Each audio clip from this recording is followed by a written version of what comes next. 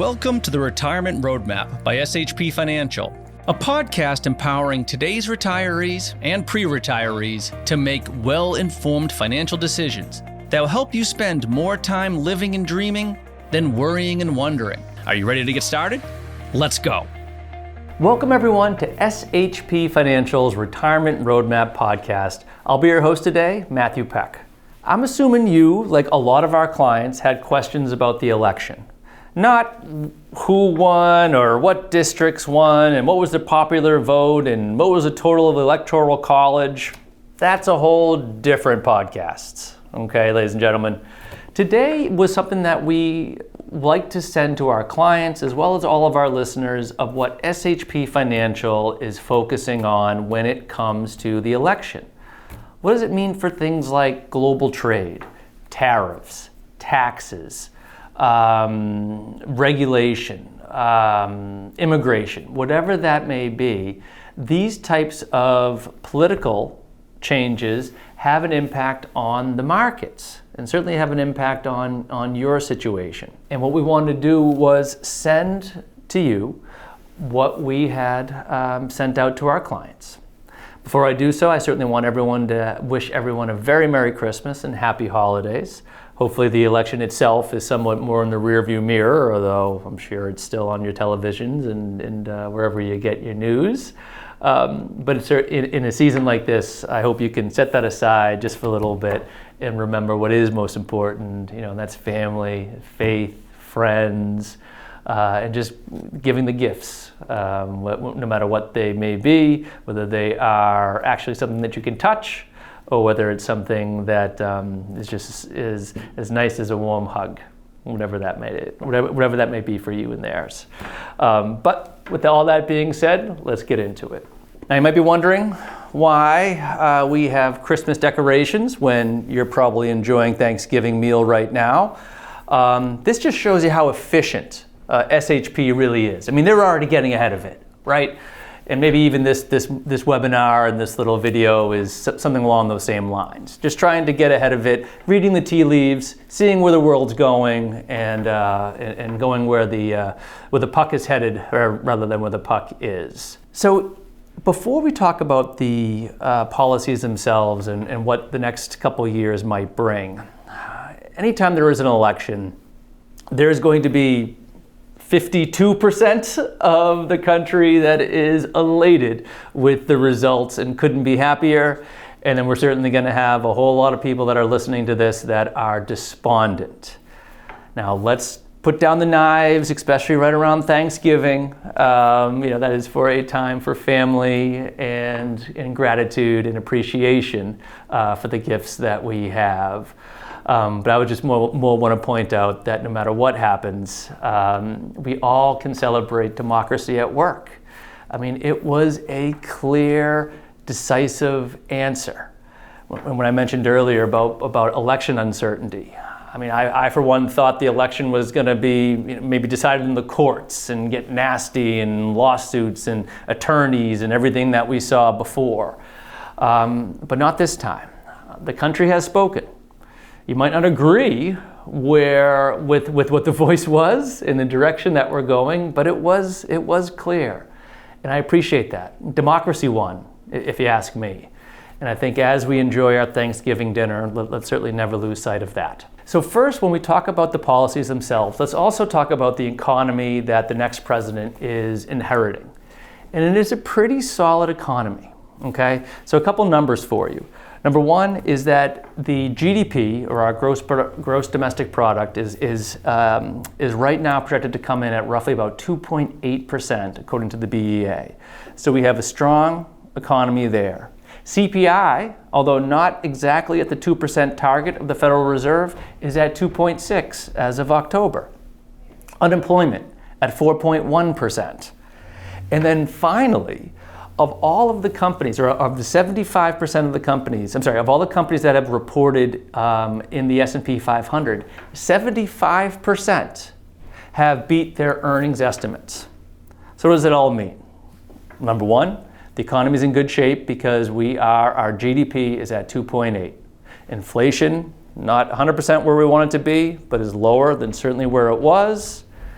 Job market is in very, very good shape, and corporate America is in very good shape. So this is the economy in the markets, I should say, which have obviously have been on a tear from 23 and 24. This is what's being inherited. So then the question becomes, okay, what type of policies will be implemented? Or, in other words, what happens from the campaign and actually plays itself out into governing? Because campaigning is relatively easy, governing is hard. So let's walk through some of the things that were talked on the campaign trail and find out what could actually come to reality, and then what the impact is going to be on the markets, and of course to you, and certainly to what SHP is looking at and adjusting to. So let's first talk about tariffs. I think tariffs came off, obviously, as very scary, right? Where, okay, we're going to do 60% on China, or this percent on Mexico, or whatever that may be. Most analysts see that as negotiation tactics, as the starting salvo of these unilateral, or I should say more bilateral conversations between U.S. and these individual countries to kind of receive better trade treatment. So long story short, a lot of the campaign talk was sort of negotiation tactics. Because tariffs themselves can be very tricky. Because let's say I'm a company and I said, oh, absolutely, I absolutely want a tariff on this country or my competitor in the Philippines, right? Just picking random countries here, right? A little geography test. And so, okay, yes, absolutely, I'm all about tariffs on my competitor over there in the Philippines. Oh, but whoa, you're going to put tariffs over there on France? Well, they're my suppliers. No, all right, no tariffs over there, but can we put tariffs there? And so imagine that happening on a much bigger scale, right? That's where are we putting these tariffs? And they're not like perfectly aligned with all of these competing interests. So as I mentioned, tariffs can be tricky in that way. Well, they also can be tricky because the other country can also put tariffs on the United States. And there's some politically sensitive areas. They're well aware of voting blocks. They're well aware of how President Trump was elected and who voted for him and in the certain industries that did. So a perfect example is soybean farmers. When the original tariff and negotiations were happening in the initial administration, soybean farmers were affected. And some of the tariffs were specifically targeted there. So the idea of a tariff war and a global war, that can get very tricky and can hurt us. Now, we certainly have the strongest economy in the world, so they're feeling the pain too. Certainly do not want to dismiss that at all. But tariffs can be very tricky depending on who's getting impacted, what competing interests are out there. And if they do get implemented, depending on the degree, it's going to put pressure on prices and on the cost of goods. Whether we like it or not, we are an importing country. And we do import a lot more than we export. And we import a lot of goods. And so if these tariffs do go in place, then we could potentially be paying higher costs for these goods. As I mentioned, it's uncertain. We do not know, but that's one thing that we're certainly tracking. Next is taxes. That's now that it looks to be, as of this recording, that the House will be controlled by the Republicans as well. They now control all three branches of government, or certainly the congressional and the executive branch, not necessarily the courts. Okay, and one of their signature goals will be to extend, or at least to adjust, the Trump tax cuts that went into effect and were set to sunset or expire after 2025. Next year, there'll be a lot of focus on that because, again, that's 2025. So that's the last year of the old system. But within there, they're going to be talking about, okay, well, we also have a large debt and deficit that we need to address. So what type of taxes and what will actually come out of Congress? On the campaign trail, they talked about reducing corporate tax rates. Right now, it's roughly about 21% on corporations, and then bringing that down to 15%. But it was for only what was called, again on the campaign trail, domestic production. Okay, so define domestic production. Or, okay, we're going to tax you less at 15% if it's domestic production. But what is domestic production? how will that be defined? And what type of impact is that going to have on the final legislation? Another one that was talked about was tips. The fact that we're going to no longer tax tips. Well, that also becomes tricky. As you can see, that's kind of my word of the day. Because people could easily game the system. I could just say, you know what? My entire salary, or Evan's our producer here, was tips. And so now he's going to be completely tax-free because he's saying that everything he earned was tips here at SHP as compared to your normal salary. So tell me how that's going to work out? Clearly some difficulty there as well. So we'll certainly be tracking tips as they go and what happens with this corporate tax rate. Ironically enough, Social Security, which was also brought up on the campaign trail, is easier to implement because that's sort of just a line item. Okay, hey, this income, I think all of or certainly people that are listening or watching that have Social Security, they get their tax forms from Social Security on an annual basis. And so it could be quite easy to just say, yep, that income is now no longer taxable. As I said earlier, though, we still have a large debt, a massive debt. So how are we going to pay for all these tax cuts? Or whether it's tax cuts on, as I mentioned, on corporations, whether it's the extension of the tax cuts themselves, whether it is Social Security, whatever that may be. Now, some would argue that, tariffs will help raise some revenue and offset that. Well, I mentioned earlier, tariffs are going to be interesting to see how much revenue they actually generate and what actually goes into play. Others will say, it's some of the government inefficiencies. There was that new formation led by Musk and Vivek Ramsey. I totally apologize, I completely butchered that name, but you know my point, of looking at government efficiency. Well, unfortunately, a lot of our spending is on Medicare, Social Security, and defense. So if they are really going to go to town and make and generate more efficiency, they're going to need to go into the third rail areas of defense, Medicare, and Social Security, which would not be politically palatable, and people would certainly have a lot of things to say there. It even talk of things like gutting some of the Infrastructure Act. Well, a lot of those projects are also in Republican districts. At the end of the day, this is all the things that we're looking at. This is the type of taxes and uncertainty that we talk about. But these are just, as I mentioned, just things that we're tracking, following, and items that we wanted to bring to your attention. And lastly, just wanted to talk about immigration. And the idea of helping to address the issue that is on our border.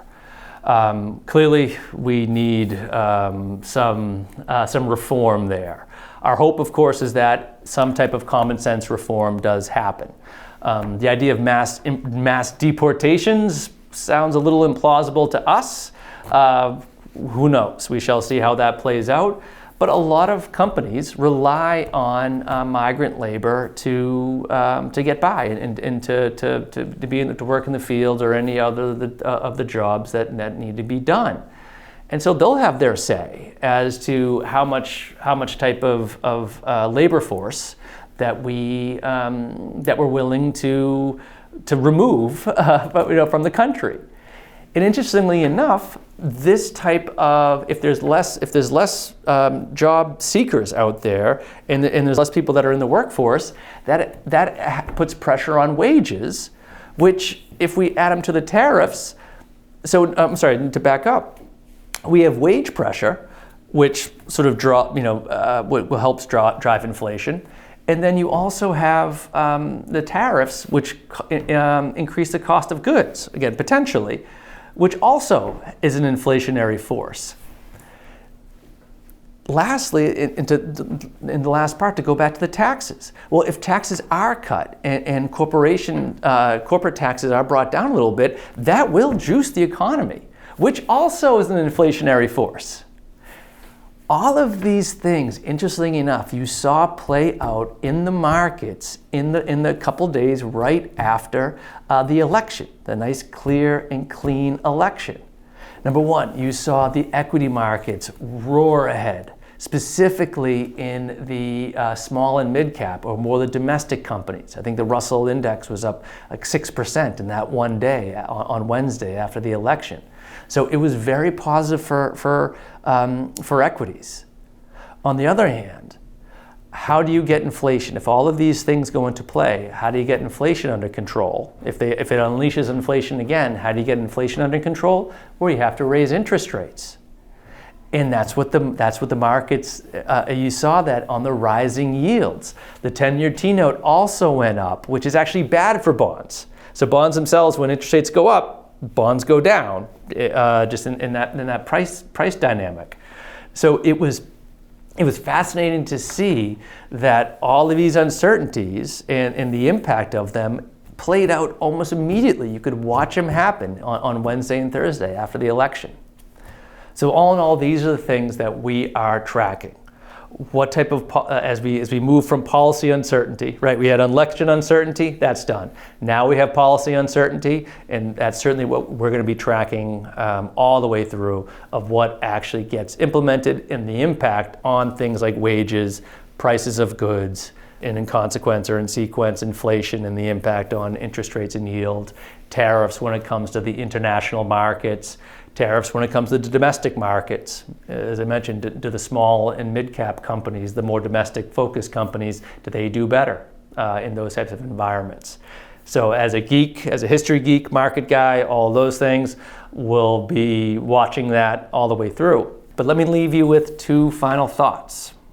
Number one is that in many different administrations, in many different tax systems, in many different tariff systems, in many different, whether it is all Republican, all blue, or divided Congress, over time, the markets have gone up. Not always up and down, or not always up, and in this beautiful linear graph, it's choppy, but in general, it is up and to the right. So one piece of advice, no matter where you land on the political spectrum, or as a citizen, is to keep calm, carry on, and certainly control what you can control. And lastly, for anyone that was upset, keep in mind, midterms are only 2 years away. Thank you so much for joining you. Have a happy Thanksgiving, happy holidays, and Merry Christmas. Thanks for listening to the Retirement Roadmap podcast by SHP Financial. If you've enjoyed today's episode, be sure to hit the subscribe button so future episodes are automatically downloaded directly to your device. And if you've liked what you heard, please share the show. Create your own little ripples so we can help even more people with their retirement goals. If you want access to all past interviews, including notes, resources, and exclusive content from SHP Financial, visit shpfinancial.com/podcast. Thanks again for joining us on the Retirement Roadmap podcast.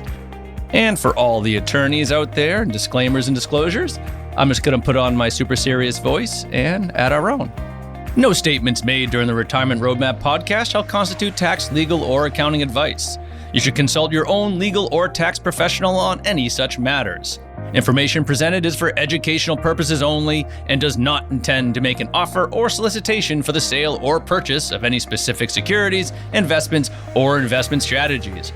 Investments involve risk, and unless otherwise stated, are not guaranteed. Our investment advisory services are offered through SHP Wealth Management, LLC, an SEC-registered investment advisor. Insurance sales are offered through SHP Financial, LLC. Our advisors and insurance reps may offer clients advice and/or products from each entity. No client is under any obligation to purchase any insurance product.